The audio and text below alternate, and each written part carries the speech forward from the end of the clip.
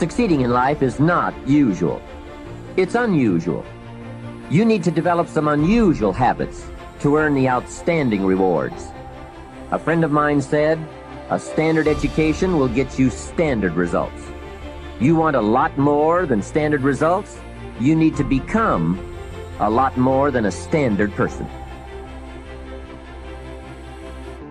You have to act and decide simultaneously. So what does that do? You see, that puts up a very curious problem, which in its own turn becomes a bind. This is true likewise of any sort of shooting, pistol shooting as well. That if you aim, if you decide and then fire, you're apt to do things like pulling the trigger instead of squeezing. All kinds of wrong things are done, and you're always a moment too late if you decide first.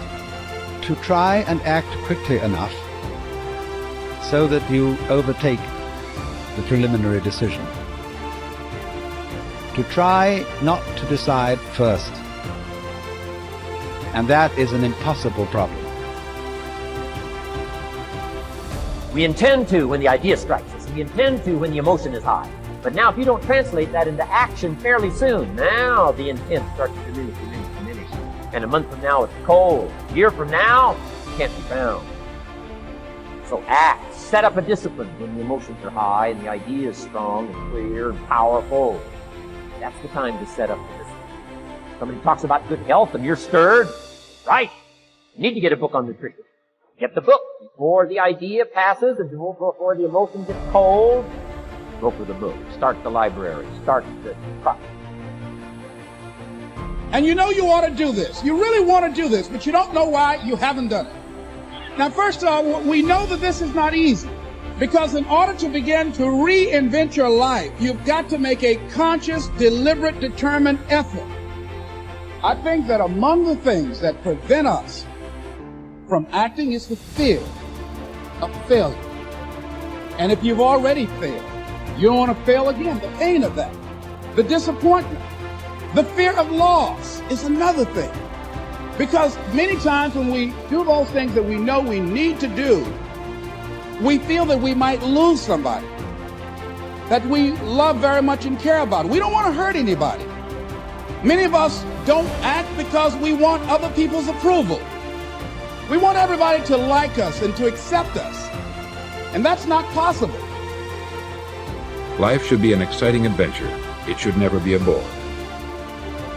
A man should live fully, be alive. He should be glad to get out of bed in the morning. He should be doing a job he likes to do because he does it well.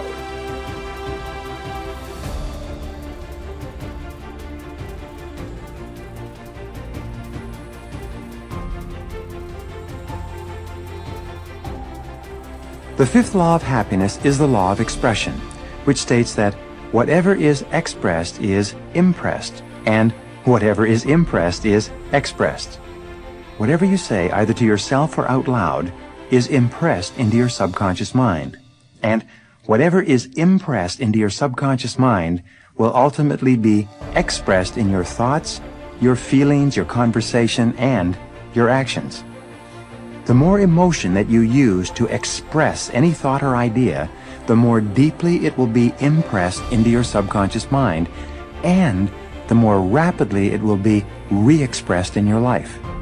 Whatever you say with conviction triggers thoughts, ideas, and actions consistent with those words, so be sure to pick your words carefully.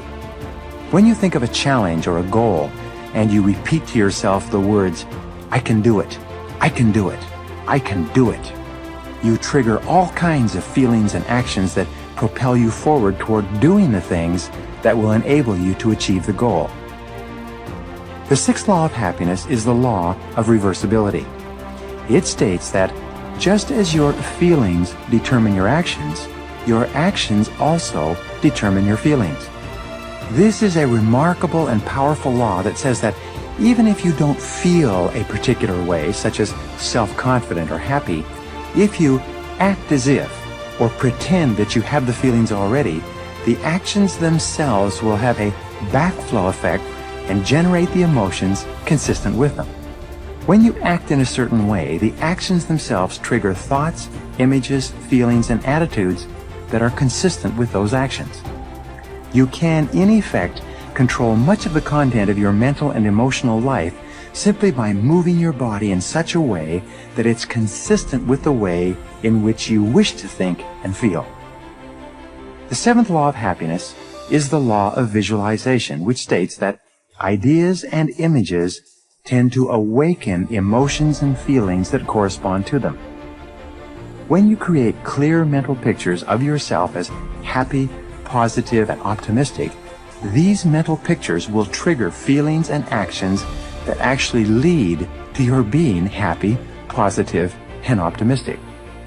One of the most helpful exercises that you can engage in is to think of a time in your life when you've been extremely happy and to replay that experience on the screen of your mind as though you were running a movie projector.